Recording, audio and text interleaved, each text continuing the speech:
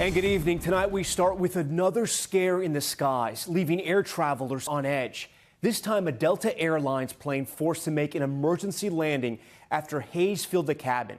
Take a look at what it looked like on board and imagine if you were in one of those seats. You can see that thick fog blanketing the aisles, passengers covering their faces to breathe. The plane forced to land at Atlanta's Hartsfield-Jackson International Airport using inflatable slides so the passengers could get off. You can see firefighters entering the aircraft after reports of possible smoke on board. It comes just 2 days after a Delta flight headed to Sydney, Australia, was diverted back to LAX after smoke was detected. And we're just getting air traffic control audio from that incident. Take a listen. We had a smoke and fumes event on the airplane. We need to get to a gate. Is there a gate we can get this Delta 43 Heavy to? At this time, they're having smoke and fumes issues on the aircraft and the And this, of course, all coming amid a string of recent aviation disasters. The mid-air collision in Washington, D.C. nearly a month ago, the medical plane crash in Philadelphia, you'll remember, and just last week, a Delta plane flipping in Toronto and two small planes colliding as well in Arizona. We have a lot to get to this evening. NBC News correspondent Emily Ikeda starts off our coverage. Breathe through your clothes, Nana. Scary moments aboard this Delta flight today as a haze filled the plane after taking off in Atlanta. Passengers seen covering their faces. The Boeing 717 was only in the air for a few minutes, looping back around for an emergency landing at the world's busiest airport around 9 a.m. Slides were deployed and first responders helped people deplane. We are being evacuated off of the plane. Kristen Morris was among the 94 passengers on the flight bound for South Carolina. No sooner than we took off,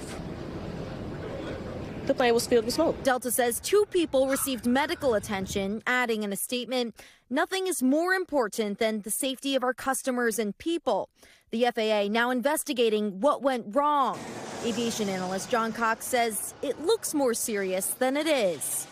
This is likely an air conditioning or pressurization issue, and that would not have these people in danger at all. On Sunday, fighter jets escorted this American Airlines plane to Rome after it was diverted because of an emailed bomb threat, later found not credible, according to a source familiar with the situation. And last week, a Delta regional jet crash landed on a snowy Toronto runway, even flipping upside down.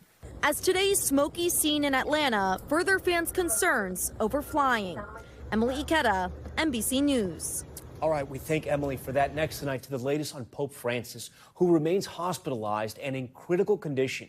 The Vatican says the 88-year-old has been able to resume work activities from his bed as he continues to receive treatment for double pneumonia and mild kidney failure. NBC's Ann Thompson has this report tonight from Vatican City.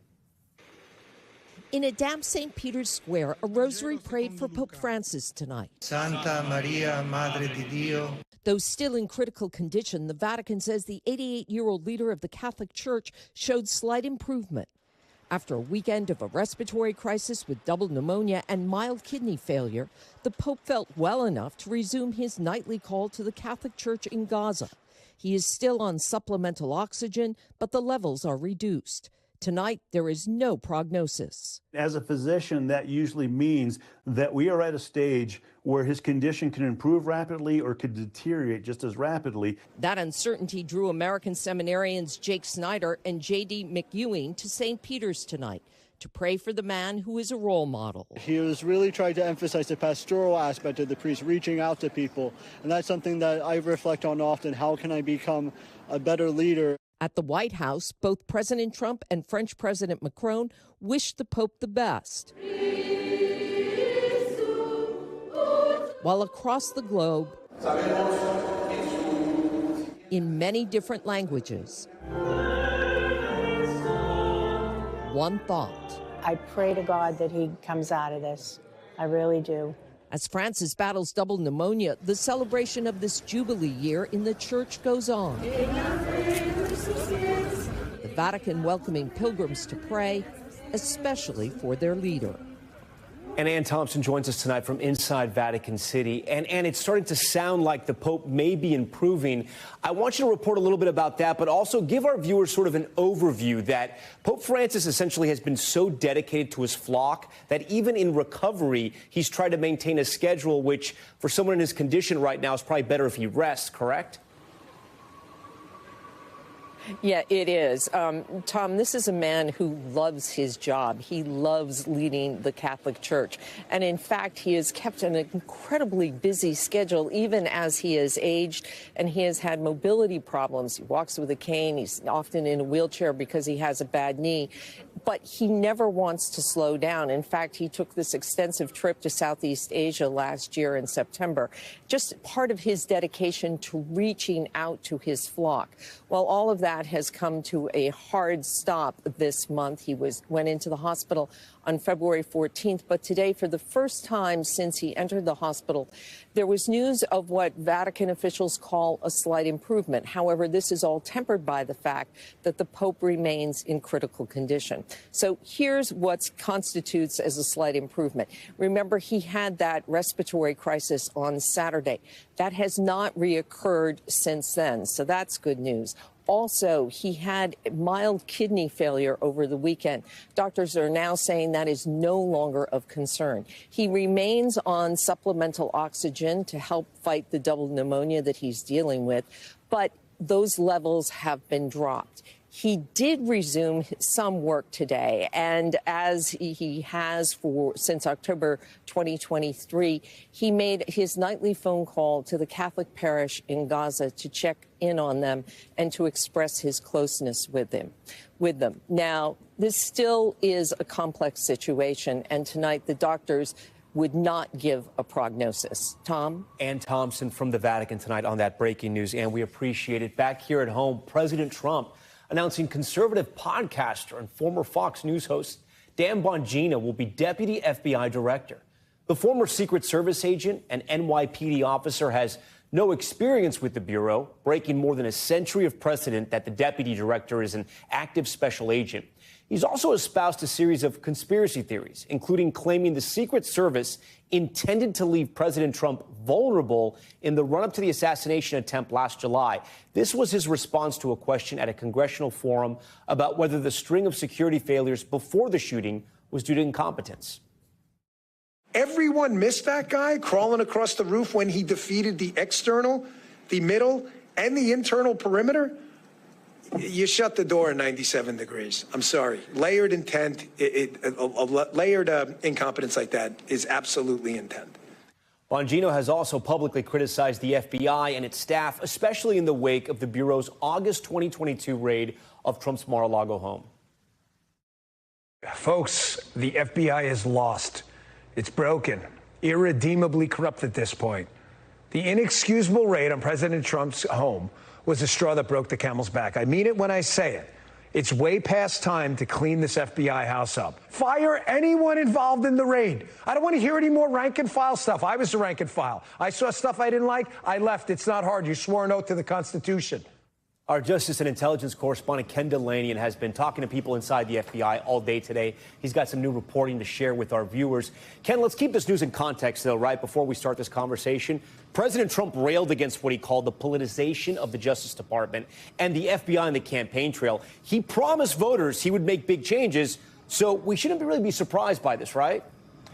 That's a fair point, Tom, but actually this one is a stunner because it's one thing for Donald Trump to nominate a MAGA outsider in Kash Patel to lead the Bureau, to be the director of the FBI. But even Patel had assured FBI agents that he would keep with tradition and hire a career agent into the deputy job. And that's according to the FBI Agents Association. For the 117-year history of the FBI, this job has been held by a career agent. And the idea that it would go to a total outsider with a track record of maligning the FBI has really shocked and outraged a lot of current and former FBI officials that I'm talking to. So tell me what you're hearing, because I know you've been talking to those agents all day.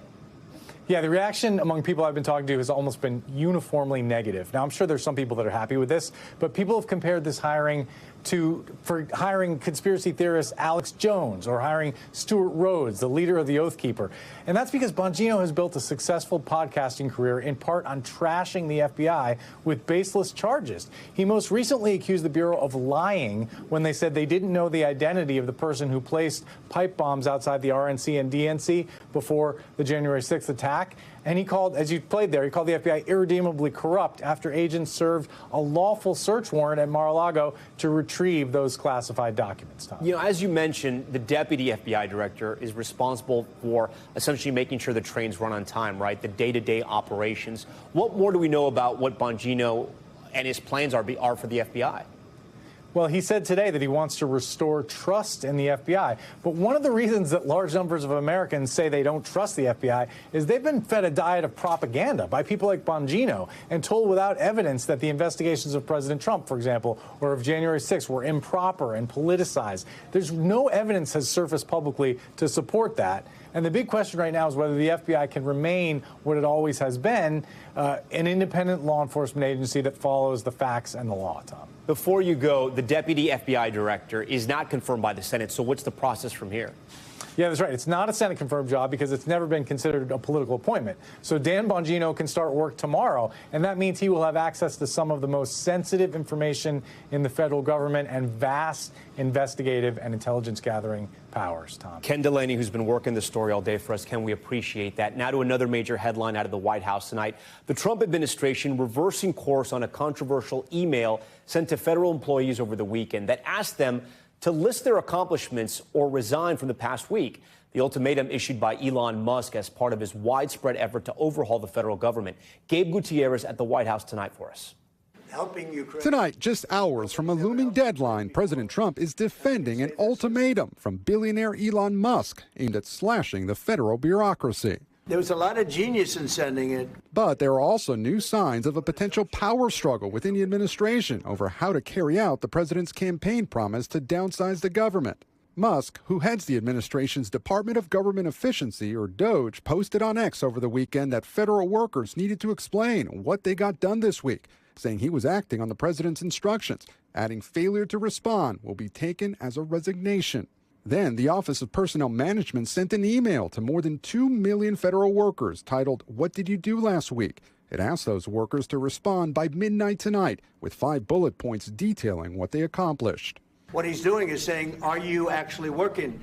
And then if you don't answer, like you're sort of semi-fired or you're fired, if people don't respond, it's very possible that there is no such person or they're not working. But late today, the Trump administration changed course, telling heads of federal agencies responding was voluntary and that a non-response to the email does not equate to a resignation. Still, 3 sources with knowledge of the process tell NBC News the bullet points from those who do respond will be fed into an advanced AI system to determine whether someone's work is mission critical or not. There had been growing confusion after some agency heads, including Trump's cabinet picks, issued conflicting guidance to workers. Some agencies, including the state, justice, and defense departments, told employees either to delay responding or not respond at all. Director of National Intelligence Tulsi Gabbard writing, "Given the inherently sensitive and classified nature of our work, employees should not respond." Today, Trump downplayed any conflict. That was done in a friendly manner. Only things such as perhaps Marco at State Department where they have very confidential things, or the FBI where they're working on confidential things. And they don't mean that in any way combatively with Elon. Amid mounting protests, including this upside-down flag at Yosemite National Park, the president and Musk keep slashing the size of the federal workforce, today laying off more than 1,600 foreign aid workers at USAID. In Missouri, Liv Alvarado is among thousands of workers let go from the IRS. The fact that there's going to be even less workers here now, you know, stuff's going to take even longer, and these were real people with real jobs. All right, Gabe Gutierrez joins us tonight from the White House, where it's been another busy day, Gabe. There's a lot to get to besides everything you just reported there. I want to ask you about a fake video that was somehow hacked onto the TVs at the Housing and Urban Development offices this morning in D.C. It's pretty graphic, so we're not going to show it here on Top Story. It essentially shows the president, again, this was an AI image, kissing Elon Musk's feet. Do we know anything about how that video was displayed in the government building, how they were able to hack into the government building?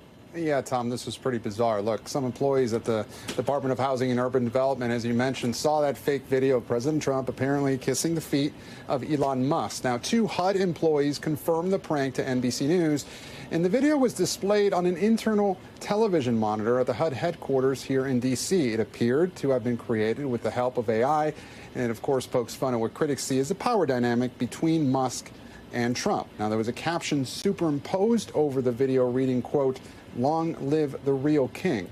The White House has not commented, and we're not sure exactly how that video ended up at HUD headquarters. Yeah, and again, it was an AI video. Gabe, we've been following the news about the recent lawsuit filed by the Associated Press against the Trump administration for banning the news outlet from access to the White House, Air Force One, the briefing room. Are there any new developments in this case? Yeah, a federal judge today declined to issue a temporary restraining order against the White House for denying the AP full access and covering the administration. Now, the judge is asking for a fuller briefing before making a final decision on the merits. And the AP was barred indefinitely from the Oval Office and Air Force One, as you mentioned, because of its refusal to change its style on the Gulf of Mexico after President Trump renamed it the Gulf of America.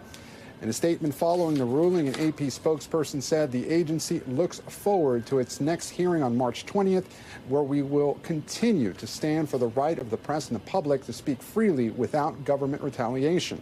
This is a fundamental American freedom.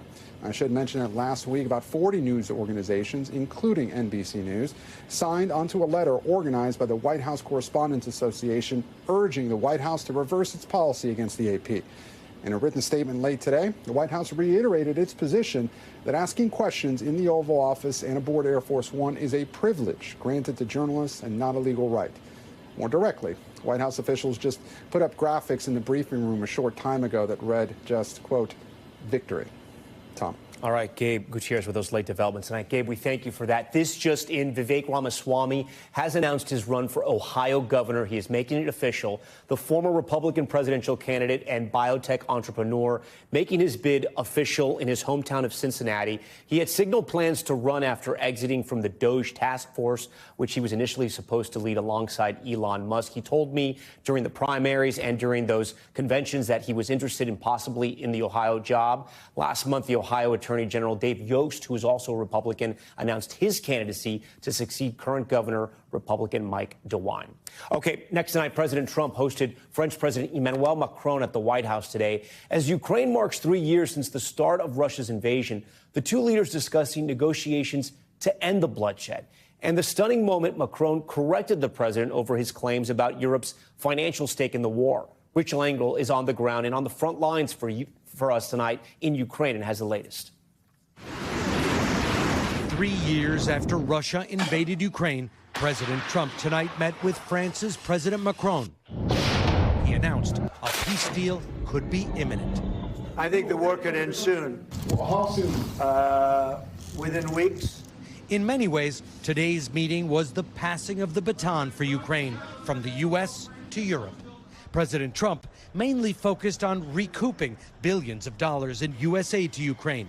He invited Ukraine's President Zelensky to the White House to sign an agreement this week or next that would use Ukraine's natural resources as collateral to pay the U.S. back for support.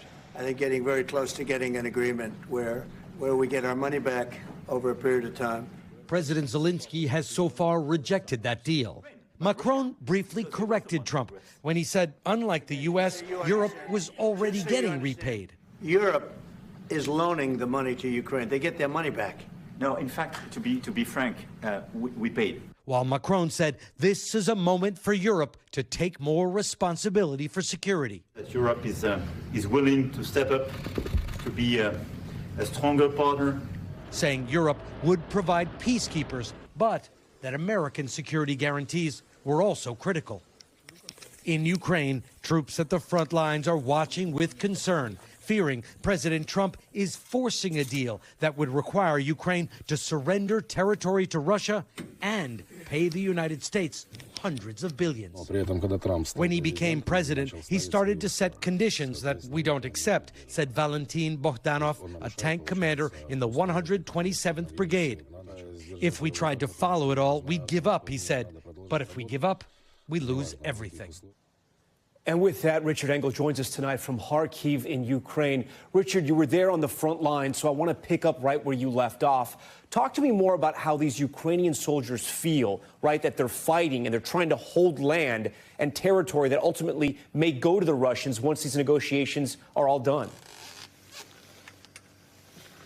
Well, Ukrainians very much feel that they are the weaker party here, that President Trump is looking to make a deal primarily with Vladimir Putin, and that Ukraine is something of an afterthought. Ukraine that is something that Europe is going to protect, that all President Trump wants is to extract money out of the country, and they are looking down the barrel of a peace deal that could see Ukraine surrender 20% of its land to Russia and commit itself to paying back the United States tens of billions, if not hundreds of billions of dollars.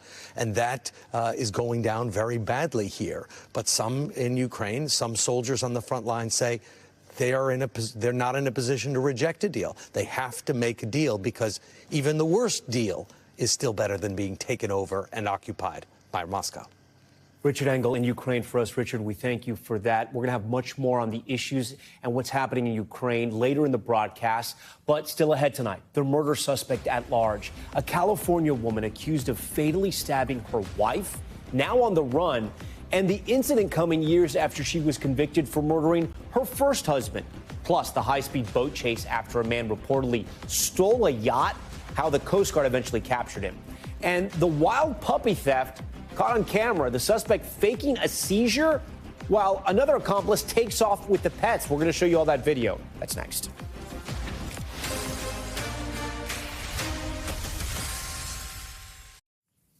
We're back now with the hunt for a Southern California woman, now the primary suspect in the murder of her wife, a beloved San Diego fire captain. Authorities say they're now looking as far as Mexico for the woman who pled guilty to killing her first spouse more than a decade ago. Here's NBC's Steve Patterson with the details. Tonight, an international manhunt underway for the wife of a slain California fire captain, now a primary suspect in her death. Authorities say Yolanda Marodi, also known as Yolanda Olanichek, may have fled to Mexico after her wife of more than 2 years, Rebecca Marodi, was found stabbed to death in the couple's San Diego home. The sheriff's office releasing images of the 2013 silver Chevy Equinox that Yolanda Marodi may have fled in and its license plate, adding she could be traveling with a small white dog. The 53-year-old has served time for killing his spouse in the past. In 2003, she pled guilty to voluntary manslaughter for stabbing and killing her husband, Jim Olanichek, in their home in October of 2000, according to court records. She served more than 13 years in prison and was released in 2015, according to the California Department of Corrections. Now, a potential second fatal stabbing, sending shockwaves through this small San Diego community. A little unsettling, I'd say. And not knowing who and that they haven't found someone is scary. I don't know who's responsible, but it seems it was personal. The firefighters that served alongside Marodi during her 30 years in the field, remembering her unwavering commitment to her community. Captain Marodi's love for the job and the people was amazing. She was always a good employee that worked hard. She was just a genuinely great human being and person to be around. Steve Patterson joins us tonight live from Los Angeles. So, Steve, do we know why the primary suspect here, Yolanda, may have escaped to Mexico? Yeah, Tom, we don't exactly know why Mexico is the focus, but the San Diego Sheriff's Office tells us they're working with Mexican authorities in a search that spans across the border. Of course, San Diego very close to the border, so proximity may play a role. Meanwhile, police tell us the U.S. Marshals San Diego Fugitive Task Force, they are leading the charge here, leading the manhunt. Tom. All right, Steve Patterson, we thank you for that. Let's turn now to the Americas, where for the first time we are getting a firsthand account from migrants who were held inside the military base at Guantanamo Bay. One migrant detailing what he called or described as deteriorating conditions. Their accounts coming as the Trump administration halts the temporary protected status for Venezuelans in the U.S. NBC's Marissa Parra has this one.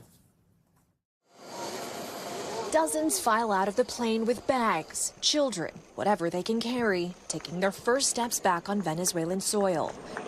These are among the first deportation flights from the United States. 242 Venezuelan men, women, and children were repatriated Monday as new images show hundreds of migrants trudging forward into the unknown. It's the third flight of its kind, coming just days after 177 deported Venezuelan migrants arrived back home from Guantanamo Bay. Now we're hearing for the first time about the conditions inside the military base turned detention center. De verdad que no pienso volver a salir de mi país porque quedé de verdad traumatizado con todo lo que pasé. In an interview with our partner Telemundo, Kevin Rodriguez says he was detained in Guantanamo for 14 days. Now reunited with his family in Venezuela, he recalls spending days stuck inside a dirty 9-by-6-foot cell with little food, losing 9 pounds in 2 weeks. Habían hasta telaraña, estaban en muy mal estado esa celda. Eso era lo que más me preocupaba, cuánto tiempo iba a estar ahí, cuánto tiempo iba a estar mi familia sin saber de mí. This is part of our plan to make sure that we're protecting America. The news comes less than a month after DHS Secretary Kristi Noem announced on Fox and Friends that the administration was revoking temporary protected status for more than 600,000 Venezuelans in the U.S. TPS is a federal program that allows people from certain countries to live and work in the U.S. when it's deemed unsafe to return to their home country.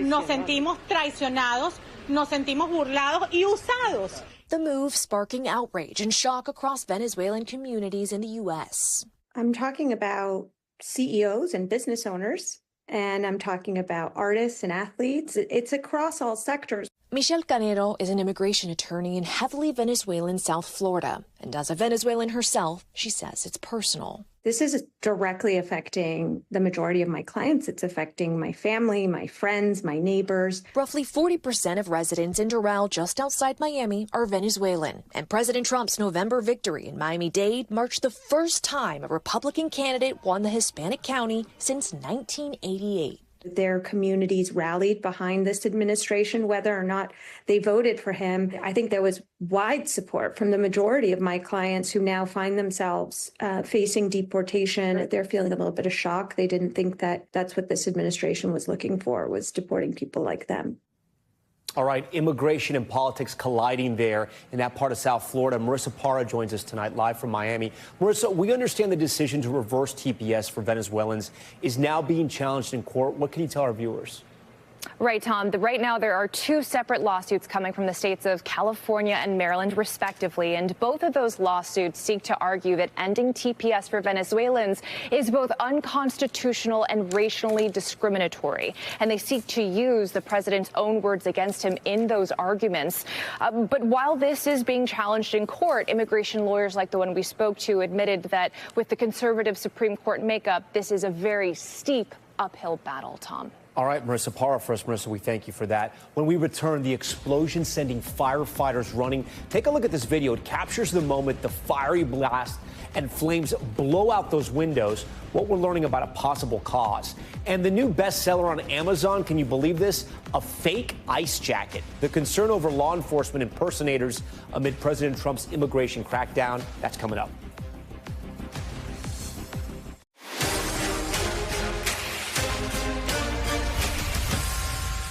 Welcome back. We want to return now to our coverage of the war in Ukraine, 3 years to the day that Russia first invaded.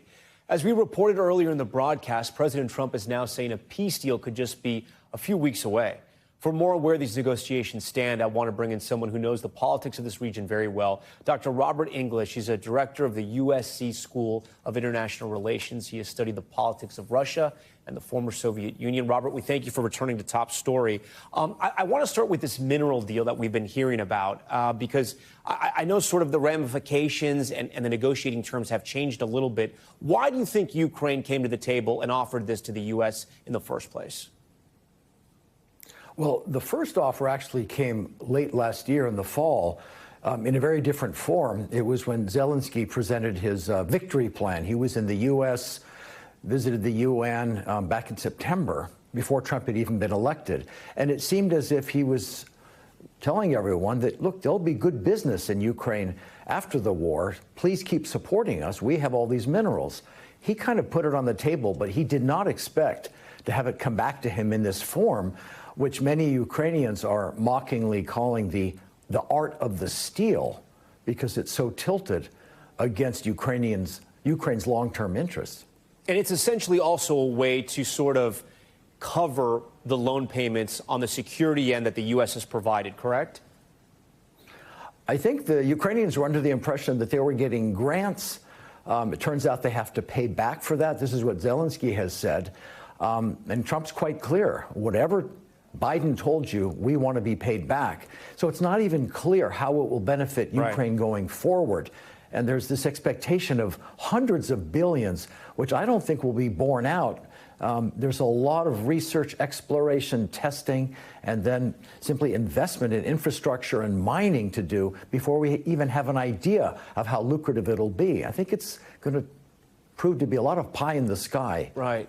So President Zelensky, in this sort of war of words with President Trump, has even offered his own resignation as one possible bargaining chip if it will bring peace to his country. Do you think that actually happens? No, I don't. And it's kind of a sign of desperation on Zelensky's part. He actually said explicitly that if he could get NATO membership, a promise of that kind of security guarantee for Ukraine, he would even resign.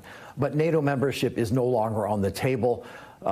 Trump has already conceded that to the Russians, and apparently most of our European allies see it the same way. Maybe in 15 years, but they're not going to include that. So that's really not realistic. And Zelensky, with all this rhetoric and all of these, these twists and turns, is showing a kind of desperation to try to get some kind of decent deal. Yeah. And Trump is taking an extremely hard line. You know, we just heard from Richard Engel earlier in the broadcast, speaking to those soldiers on the front lines, those Ukrainian soldiers who have been fighting for these 3 long years. And they've been getting mixed messages from the Trump administration as well. And here's what I mean, right? You had last week the special envoy to Ukraine, Lieutenant General Keith Kellogg, on X post this, saying he had extensive and positive discussions with Zelensky, calling him the embattled and courageous leader of a nation at war. And yet this is the same man that President Trump literally has called a dictator. So what do you think is happening here? I think this is another chapter out of The Art of the Deal, something closer to good cop, bad cop, where the 2 members of the U.S. team, one the president, one his chief envoy, are hitting and taking different positions. It also reflects the fact that Kellogg, although he's pushing a hard line in these negotiations with Ukraine, is all business. Whereas Trump, for him, it's personal. Right? He does not forget the impeachment scandal. He doesn't even forget that back in the fall, Zelensky visited the United States during the presidential campaign and even visited an arms factory in Scranton, Pennsylvania, right? That's Joe Biden's hometown. And Trump saw that as election interference, and he's a pretty vindictive guy. That and other slights are why he is personally much nastier with Zelensky, and other officials are just being tough, but a bit more professional. Yeah, Robert, before you go, and briefly, in 2025, will we see peace in Ukraine?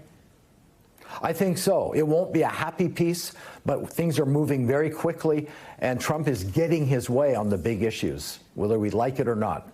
Dr. Robert English, director of the USC School of International Relations, we thank you for joining Top Story.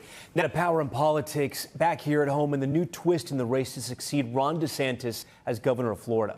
DeSantis is term limited from running again, but a DeSantis may yet still be on the ballot. Here's why. The governor today talking up his wife, Casey, as a possible successor. Here's what the governor said at a press conference today. I won by the biggest margin that any Republicans ever won a governor's race here in Florida. She would do better than me. Like, there's no question about that. That would happen. And she's somebody that has, I think, the intestinal fortitude and the dedication to conservative principles that, anything we've accomplished, she'd be able to take to the next level. Now, if you don't live in Florida, you may be asking, why do I care about this? Here's why. This comes days after Trump threw his support behind the man you see right there, Representative Byron Donalds, who's been on Top Story several times, a Florida Republican and prominent surrogate for Trump during his campaign. For more on the Sunshine State's governor's race and the shakeup, Axios senior political reporter and a friend of the show, Mark Caputo, joins us tonight. So, Mark, this has been bubbling in political circles in Florida. It wasn't sure if it was a rumor. Today, the governor essentially made this a reality. Do you think she's going to run for governor? I don't know. I think it's an open question. It depends on who you talk to. A number of people think that in the end, Casey DeSantis probably won't want to deal with the hassle of it, and Ron DeSantis' own ego might not be able to handle the fact that he's going to be second fiddle or backseat or Mr. Mom or the first gentleman or whatever phrase either his critics or supporters have come up with. So there's a lot of dynamics at play. But I think what you're seeing now is DeSantis is kind of annoyed with the chatter around Byron Donalds, in part because DeSantis doesn't like the idea, like a lot of termed out executives, of people talking about who is going to succeed them, because it's just a reminder of their mortality. Yeah. You saw the same thing, for instance, with Donald Trump recently when he was asked about whether J.D. Vance was his successor. Right. He sort of snapped at that. You're the expert on Florida politics, much more so than me, a fellow Florida man. But I do want to ask you this. I mean, it's interesting when you look at the optics of this. Governor DeSantis, maybe he blocked Lara Trump from that Senate seat. Who knows those negotiations behind scenes. And now he's sort of not agreeing with Trump, and he's going against the endorsement of Byron Donalds and suggesting his wife. It feels like he's clashing with Trump at sense. And I got to say this, he's one of the few Republicans doing this, and maybe the most high-profile Republican doing this. Yeah, I think that's a fair take. I don't think DeSantis sees it that way. I think it's more his pique and annoyance with the chatter around his successor, around Byron Donalds having this conversation. And the reality is Casey DeSantis is interested in doing it. During the presidential campaign, when she would give speeches during the Republican primary in 2023, a lot of people were wondering, well, why isn't she the candidate? Because she's a former TV host, an anchor. She's very good on camera. She's well-spoken, and she not only can deliver a good line, but she can do it time after time after time and stay on message. And the last thing is the DeSantis name, the brand is strong in Florida with Republican voters. The most recent poll, I think, from the University of Florida, North Florida, had her name ID as being the highest out of any one of the potential Republican candidates who might or might not run for governor. So in a state like Florida, where name ID is the name of the game, heck, in most elections and most races, that's a big thing, and she has a leg up. As a former TV host and news anchor, we know those are always great people. Any other credentials there, or is it just the DeSantis name? You know, that's a good question.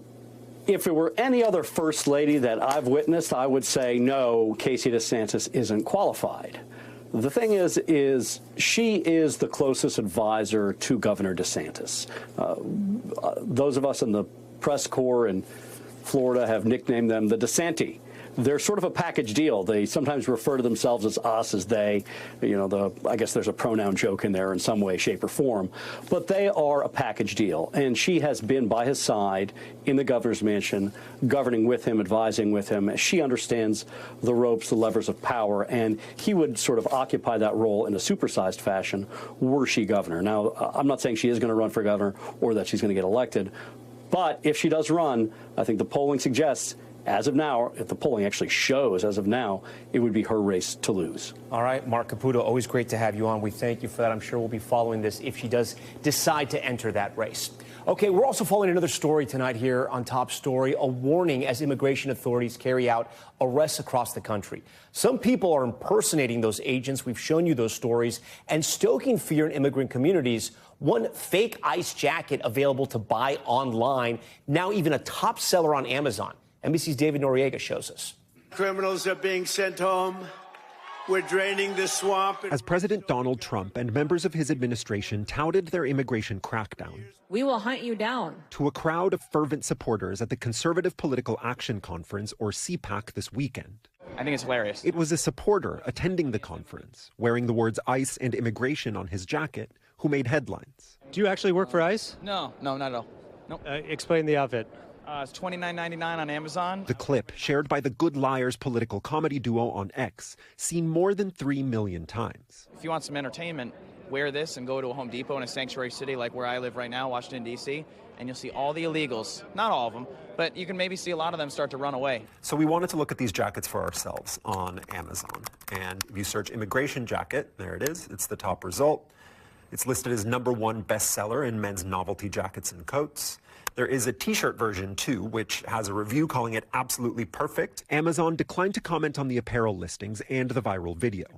ICE did not respond to our request for comment. While the man in the video appears to be wearing the jacket as a costume or a joke, at least 3 people have been arrested for allegedly impersonating ICE officers since Trump took office. I'm horrified.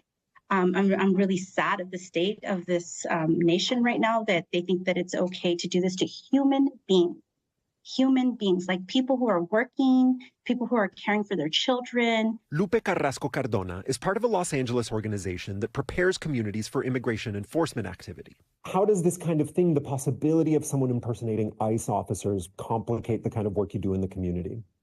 Well, I think that the main way that it complicates is that there's more chance that communities are going to be struck with this level of terror. But really, the advice that we are going to be giving our community is the same, right? You don't need to speak with anyone. You do not need to open your door.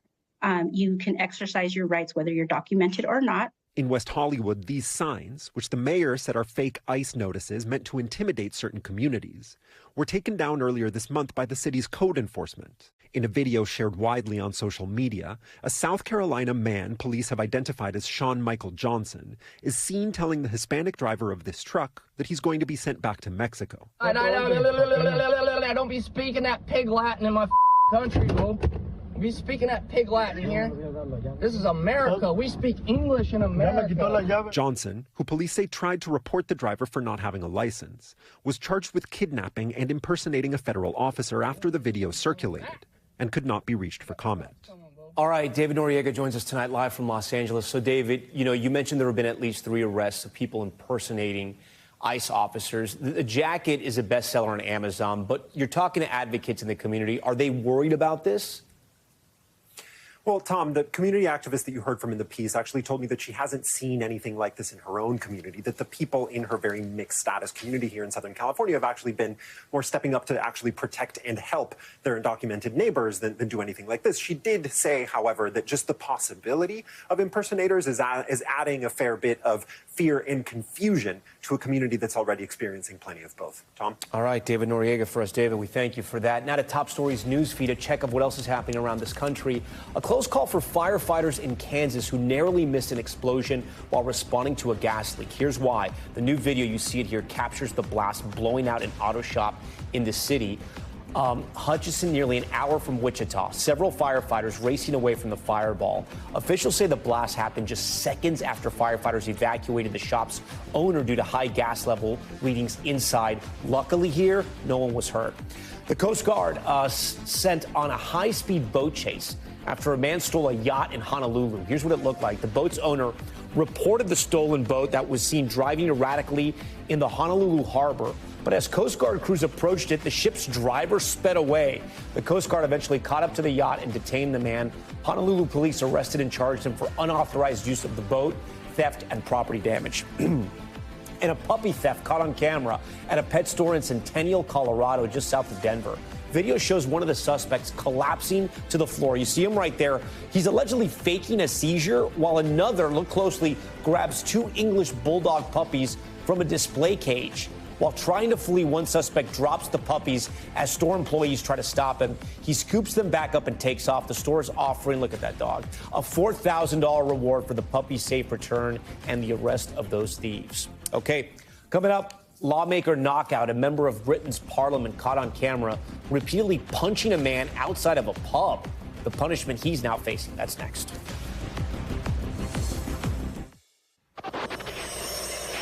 All right, time now for Top Stories Global Watch and a check of what else is happening around the world. We start with the first foreign officer who has been killed in Haiti while trying to combat rampant gang violence there. The multinational security support mission saying an officer from Kenya was killed during a confrontation with gang members.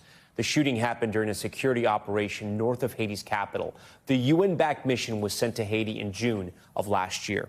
A British member of parliament jailed for punching one of his own constituents in the head. Surveillance video footage capturing Labour Party, you see it right there, Labour Party member Mike Amesbury punching a man repeatedly back in October until a bystander intervenes. Amesbury just sentenced to 10 weeks in jail after pleading guilty to the assault. Following that sentencing, a Labour Party spokesperson said he had been removed from the party and voters can remove him from his seat. And a Chinese Navy drill in international waters raising some alarms in Australia and New Zealand. Here's why. 3 ships from the Chinese Navy conducted live fire drills in the South Pacific's Tasman Sea over the weekend. Those exercises forcing planes to divert from the busy commercial flight path over the area.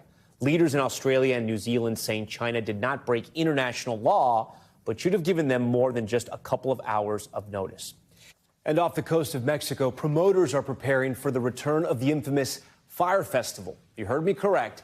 Today, tickets going on sale for the sequel to the fraudulent event that promised attendees a luxury music experience and ultimately ended up a complete nightmare. NBC's Savannah Sellers sat down for an exclusive interview with the founder about why this time will be different. Fire 2 is real. My dream is finally becoming a reality. 8 years after the disaster, Fire Festival made internet history. How long till water comes? Its founder, Billy McFarland, who spent 4 years behind bars for fraud, spoke exclusively with NBC News and says it's back and will actually happen May 30th to June 2nd on Isla Mujeres in Mexico. There are festival operators, there are hotel partners, there are concierge groups, there are ticket companies.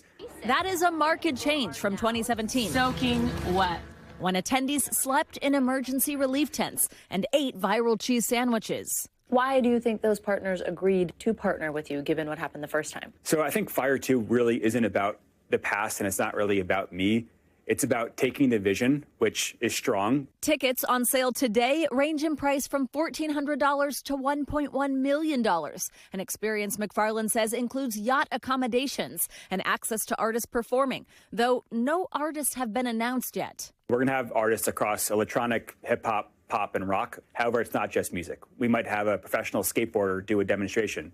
We might have an MMA champion teach you techniques in the morning. You say we might have. Are any of these for sure haves? Are they booked? So I think what makes Fire so cool is that we are selling the experience of Fire. I want to be one of the first festivals that can sell out with no artists. But whether McFarland will see any of this firsthand, an open question. In addition to owing $26 million in restitution, McFarland's penalty includes travel restrictions. Can you go to Mexico? So I don't know. I'd have to ask for international travel. McFarland says he knows the experience might not be for everyone. Is it a risk to buy a ticket to Fire Festival too? I think it's always a risk. You're taking a risk because I made a lot of bad decisions and messed up the first festival. The question is, will people take it? Savannah Sellers, NBC News. Starting with the death of a U.S. Secret Service agent, Clint Hill. Hill famously leaped onto the back of President John F. Kennedy's limousine in an attempt to protect the president and the First Lady as gunshots rang out in Dallas on November 22nd, 1963. Despite multiple awards for his bravery on that day, he often said he blamed himself for Kennedy's death, which led him to retire in 1975 at the age of 43. He had served under 5 presidents, from Dwight D. Eisenhower to Gerald Ford. Hill was 93 years old. And we thank you for watching Top Story tonight. I'm Tom Llamas in New York. Stay right there. More news on the way. Thanks for watching. Stay updated about breaking news and top stories on the NBC News app or follow us on social media.